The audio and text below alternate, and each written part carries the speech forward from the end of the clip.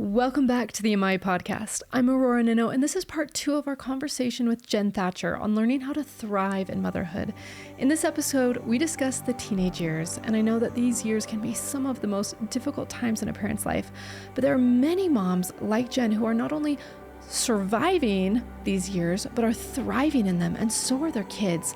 Jen not only has 5 children of her own, but she is a university educator and has also been asked to speak dozens of times at different conferences. Let's dive in and find out what Jen has to say.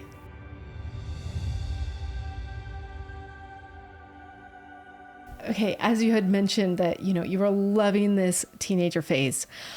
Most people aren't in that same boat. And I would love to know how you got to this point, how you are thriving in what other moms would say is some of the hardest years of parenting. Okay. Yeah. Those years are hard. There are difficult things about having teenage children. One of them is you're letting go of the control. You don't want to be, you want to help them become good adults. And independent. Yeah. They make the right choices. They have an internal compass to choose the right thing, not because you made them. And so even when they're young, we talked about giving them their agency, and you really have to let up even more the older they get, where you just say, you know what, I'm going to let you choose, but you help them see where their consequences lead. You help them think about, okay, you can choose this, or you can choose this. What will be the result of this? What's the result of this? So you help Let's them go down to both see. paths Yeah. and see, and what would the consequence be if you did this, and what would that lead to? And what would that, But if you're taking away their agency, if you're forcing them to do things, they will rebel. They will push back. So you really have to lay off. And that's why it's so important that you lay the groundwork before, where you teach them, you give them their agency. You don't all of a sudden wake up one day and say, okay, now I have to stop forcing them.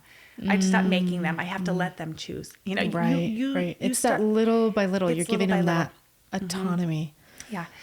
Another thing is they just don't need you like they need you as young kids. And I think a lot of moms just feel this like, the moms miss them needing them as much. They get their license. They don't need you to drive them anymore. Right. And so it part of it's learning to let go, just little by little, still keep in touch, but letting them have that autonomy. Another thing with teens is it's good to have humor. It's good to make it fun. They need the fun, because there's also the work in life, right? There's the doing the dishes and cleaning the room and doing the chores Saturday morning. So you have all that, but let them turn on the music and make it fun. And when they're having fun, don't kill the mood by getting all mad. Learned by personal experience, try not to kill, let them have fun. Try not to kill the mood, but just jump into the fun with them. And just adore them in that fun. Look, I have teenagers. They're so cute. They're so fun. Just adore them. And they'll sense that you adore them. Instead of, looking down and being like, why did they do it that way? Or why did this? Or why are they being so silly? Or da-da-da-da-da. Right. It's just let them be. Let them act. Let them be just that way. adore, stand back and just laugh at how funny they're being, because they'll grow out of that stage too. That silly little voice they're doing, or that whatever it is that they're doing, that they're just... it's a stage too, it's right? Just enjoying it. Yeah. You also want to make the house, if you can, make the house a place where they'll want to come with friends. So if they're coming over with their friends, if you can make some food, or get out of the way if you need to, or make some fun games. If you can just create this atmosphere where they'll want to come, where it's loving, where you're kind of there, but you can get out of the way if you're in the way, but just make it a fun place where they'll want to gather for their friends. And that they're in that environment, a good environment, where they're safe, what's going on. I think every parent wants the teens to come to their house, when they come. And I think they bounce around to different houses, but just trying to create that place where they want to come. And that their friends feel welcome. Yeah. Right. Yeah. That's important. I feel like my mom would do that so well when I was growing up. She obviously cared about me, but she genuinely cared about people that I brought into the home, total strangers that she'd never met before. And if they were my friends, they were my mom's friend. She would just love them and adore them. And people loved coming to our house because it was like, oh, I have a second mom. That's Aurora's mom. And she's my second mom, and it's just because they felt that just genuine love, no matter who they were, they were loved in our home. And when your friends would say that about your mom, it probably made you appreciate your mom better too, right? You're like, oh, I do have a good mom. It's great. Yeah. That's true. I also think just keeping that mutual respect and that relationship, that loving relationship, and getting time with them when they want it. And that might be late at night. Oh, I've heard that. That's when they want to talk. The truth where it's like you're going to bed and it's like, teenage girls. And teenage girls, you know, when they want to talk, you've got to be willing to listen. Oh, okay. And you've got to be willing to stay up and listen and just let them talk. And that connection is so important. And sadly, I do think there are some teenagers who get this idea, oh, I hate my parents, or my parents are so, and that is just so sad. And I think if you can keep a loving relationship where your kids say, I love my parents, you know, and where they even can recognize that's so sad that other teenagers are saying something like that because they feel this love towards you and respect for you, and you respect them. And that seems like what you've been able to do has taken years, right? Years of really building that relationship, building that foundation of just life experiences to where you're at a point probably where you do trust your kids. Yeah. Where it's like, you know what? I'm going to leave that decision up to you, and I trust that you'll do the right thing. Yeah, we do. I mean, we actually have less rules than a lot of the other parents do. You know, often our kids are the ones brought home last because so-and-so had to be home, or they'll be in big trouble and we're like, you know what? It's okay. We can be the one that's 10 minutes later. It's all right. We trust you. You know, there are times when we're like, come home. I want to go to sleep. Yes. You need to come home now. But I don't think our kids feel like we have tons of rules. They don't feel weighed down by all our rules. They know that we trust them. Sometimes we don't trust a situation. You know, we'll let them know if we don't feel good about a situation. We trust you. We trust you, but we don't know if we trust. We don't know if that's still a good idea to be driving home that late at night or whatever it is. But they know that we trust them. They know, and we treat them like they're good. Wow. And they want to be good. Yeah. And my parents did that. They treated me like I was better than I was, and it made me want to be better. Yes. And I think if you can treat your children like they're good, then they'll want to live up to that, like we talked about before. And same with your teenagers. I feel like that's how my mom was. It was at a point, and it made me so mad when she would say this, but it was the best thing for me. And I'd ask her like, oh, Mom, can I stay later at whatever event or party or whatever? And I can't even remember what age I was. It was like all growing up, but she would say something over and over again. And she would say, I know that you will make the best decision. And it was just this like mantle from her onto me. And it was like, you are responsible. You're responsible for what happens. You're responsible, you know, for your decision but she had such faith in me that I would make a good decision that I wanted to. It wasn't like my mom's forcing me to do this. It was like, I want to do this because I know my mom has that confidence and trust in me. Yeah. You know, that's good. And there will be times when they don't make the right choice. And I do think you have to have those hard conversations with them. You do need to correct them, and you do need to help them see that they need to change. And it's important to teach in those moments to not have high conflict, but to have love, to talk to them, to help them see you're on their same side, but to explain to them why you see this is really damaging or this isn't good, what you're doing. And just invite them to change and make sure to not be so overbearing that they just feel like you're making them do something. Right. But to step back, do the teaching and step back and let them make the choices. Let them know that you love them, but help them see your vision for them. Yeah. And it's okay to let them have and in fact, we have to have them have the consequences of their poor decisions. Right. I think sometimes parents try to run in and save. Yeah, we want to protect them from those consequences, and it's important for them to have those consequences. Right. So anytime that you catch yourself kind of taking away the consequence, let them feel it. Let them understand, oh, this is the consequence for what you did, and that wasn't right. Yes. So to correct them. And what I'm seeing in this is almost what I see that you're doing well is balancing almost two worlds. One is the very overly strict and bearing down parent. And then the opposite side of that is what I see a lot of parents go to is, I'm just going to be their best friend. That's what I want to do. What I want to do is just be my kid's best friend. And that sounds great, but that's not how you actually raise successful children. And I'm sure, when we're learning about all these 4 types of parenting, it is really centering that. It's not coming down as that authoritarian parent, and it's not a permissive parent. Right. You have to come in between. But I feel like right now, the pendulum has swung from decades ago of, the very harsh, strict parenting to now it's like anything goes. Yeah. As long as my kids know that I love them, then it's okay. And it's like, that's actually not serving your kid for success long-term. Right. And I think parents step back and think they shouldn't be teaching them. And so they're not passing on their values. Their children are making very different decisions than their values. And they're kind of standing back going, oh, it's okay. I just have to let them choose. Which, yes, you do need to let them choose, but you need to continue to teach and help them know why that's important. And so we do see that. We see that a lot of youth that don't have the values that their parents have. And I do think that parents are afraid. It takes a lot of courage to correct. It takes a lot of courage to continue teaching, even when they're teenagers. And I think when they are adult children, that's when you want to be best friends. Yeah. You're still going to be their mom, no matter what. Right. You're still their mom forever. Right. But once they're 18, it's like you are now fully an adult.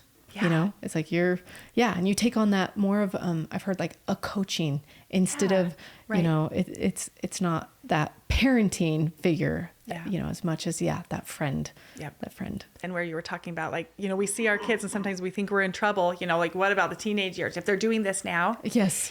And I tell you something that my mother-in-law said? She said, don't parent in fear. Parent in faith. Because I remember seeing some behavior in a young girl, a 3-year-old daughter, and thinking, oh, I am in for it. What about when she's a teenager? And I can tell you, here we are 15 years later, and she is an awesome teenager, and she doesn't treat me like that. So instead of being afraid, parenting in faith and being assertive and saying, okay, you know what? That feeling that you're having, that worry of like, it's actually, this is a good warning. It is you know what? If this pattern keeps up, we are in trouble. Yeah. So we're not going to keep this pattern up. We're going to teach this child. We're going to help this child learn respect, obedience, kindness, goodness. We're going to teach them that now, whether they're 6 or whether they're 12, wherever they're at. It's okay. You might think, oh, it's too late. It's not too late. It's not too late. Yeah, you teach I think them. it's good that parents can hear that, because I know there's a lot of parents that are like, well, these teenage years are the hardest things I've ever done, and now what? Have I just screwed it up too much that there's no hope? And it's like, there is hope. Oh yeah, even if you have teenagers who are super rebellious and they're making bad choices, and you're going, how can I be happy as a mom? Yeah. Because my teenage child is now really ruining my life, ruining my joy. I think we do have to separate ourselves from our children's choices, because it's great when they're making good choices. You can have so much joy in their joy when things are going well. But when they're not going well, you really have to be able to stand back and say, I can be happy even though I'm sad for you. And it does bring me sorrow to see your choices and see what you're doing. But as parents, as moms, we just we feel what they feel. Yes. And I think that's part, I don't know if you can stop that. Yes. To feel that. But to be able to differentiate their choices and their consequences and your choices and your consequences, and to be able to separate that, I think can provide a lot of healing. Yeah. And if your child is making poor choices and they're being unkind to you and they're not being respectful, and let's just say like you have a really difficult teenager, I would go back to those basic things that we talked about at the beginning. Ask yourself, how can you put more love into this relationship? How can you love them, serve them, treat them, change yourself, change the way you talk to them? Because you probably have patterns of interaction that just spiral down to an argument, and then you leave and you're both mad. And a power struggle, and then it blows up, and you never win in a power struggle. Yeah, so you've got to decide, okay, how am I going to change? And so when they say that thing that normally, and then it gets you to say, and then you spiral down, instead you're just going to say, I just love you. I'm not going to argue with you today. I just love you so much. So just stop the pattern, give them a hug, and they'll probably be like, what? What's going on? And you could do this. My students actually do this experiment every semester. They're doing it this week right now. They're doing this experiment where they're looking at one relationship and they are changing themselves to heal that relationship and to make that relationship better. Wow. And so, and this is the reason why it's an experiment, is because it always affects the other person. Our families work. It's a system, right? Yes. And so you can't change other people. You can't make them be a certain way, but you can change you. And so if you can change yourself and be more loving and kind and just pouring more positive, serving them, loving them in their love language. If there's something that really means a lot to them, doing that for them. If you can pour more positive into that relationship first, I would do that first before the teaching and the higher expectations. I would just work on that. And then you'll start to notice them being more loving. It'll come back in a week's time. You'll start to see changes. And if you can do that first, and then if you can say, okay, what one or two things do we need to teach them in love? And then what are the expectations that we need to help them know? And then are we honoring their agency, or have we been too forceful? Right. And I love how you're still putting those standards in the home. You know, you're not, from what I understand, you're not saying take out any standards that there are in the home and just let them do whatever they want. Like you're not saying that. Yeah. You're just saying when it gets to that power struggle, don't engage if there is that emotional power struggle. Right. The expectations are still there, and you've taught it well, and then you just love them no matter what. And it's good for them to see that you love them even when they don't choose what you want them to choose, because you're really not controlling them, and you're not going to withdraw love as a means of control. And I think that, a lot of parents don't realize that we fall into that pattern, you know, where it's like, oh, your kid isn't doing what you want. And so you do retract love, right? Because they're not behaving in the way that you want. And that shows kids some very negative behavioral patterns, where then they could start thinking, I have to earn someone's love to get it, instead of I am inherently loved as a human being. Yeah. That's really good. And I think it's just really important to remember that you will make mistakes. I mean, I told you, we love the teenage years. We're a happy family. We make mistakes every single day. I make mistakes every single day as a mom. So be kind to yourself. You're going to make those mistakes. And then you go back, okay, you know what? I could have done better. And you just repair. And that's the beautiful thing. If you have a safe home where you feel like we can all make mistakes and then we can fix it after, just be kind to yourself, be kind to them, because you'll just make a ton of mistakes, and they can still work. They can still turn out. But that's the beauty, is that you're not defining yourself in one day, right? And or you don't have that myopic view of the moment or the situation or the day. You're seeing the whole span of that child's, existence and life, and going, you know what, this is beautiful. Yeah. And they can turn out to be great people, even with all of your mistakes as a mom, with all of them. It's amazing that can still work out. And even if, and just to remember, it's not the end of their story. If they're at a really bad place, really making poor decisions, and it is just bad, just remember, this is not the end of their story. You just keep loving them. You be there for them so they can come back to you someday. And that they'll know that love was never withdrawn. And you believe in them, that they can get out of this, that they can use their agencies, their choices to come out of it. And they'll remember what you taught them. And I think sometimes parents of adult children want to continue to teach and teach. And I think it's in us to want to keep teaching. And yet they know, they already know. So just remember the loving, just remember honoring their agency. And then letting them flourish. Let them have their space. Yeah. Oh, it's amazing. Yeah. So as we wrap up, I hope moms out there can really take each one of these sections that you've talked about and really dive into them and how it applies to them, because everything that you've talked about tonight can be life-changing in the world of motherhood if we really apply it to ourselves. But before we go tonight, something that I would love to ask you is, what encouragement do you have for moms that are listening right now? I would just say to know that you're doing a great job, and to recognize the little things that you're doing, and realizing that the little things add up to be big things. They really do. Don't hold yourself to the big, huge things like the amazing birthday party that your neighbor threw. Just look at the little things that you're doing, and just know that day after day, week after week, year after year, the little things add up to be big things, and they have the big results. They come from the little things. And so applaud yourself in those little things that you're doing. See the good that you're doing. And just know that you're doing enough. That's beautiful. Thank you. You're welcome. This has been such an inspiring night, and I'm so grateful that you were able to come, and everything that you learned in your career and in your experience, and being able to bring that and share that with moms is why we're here. So thank you so much for being here. Thank you so much.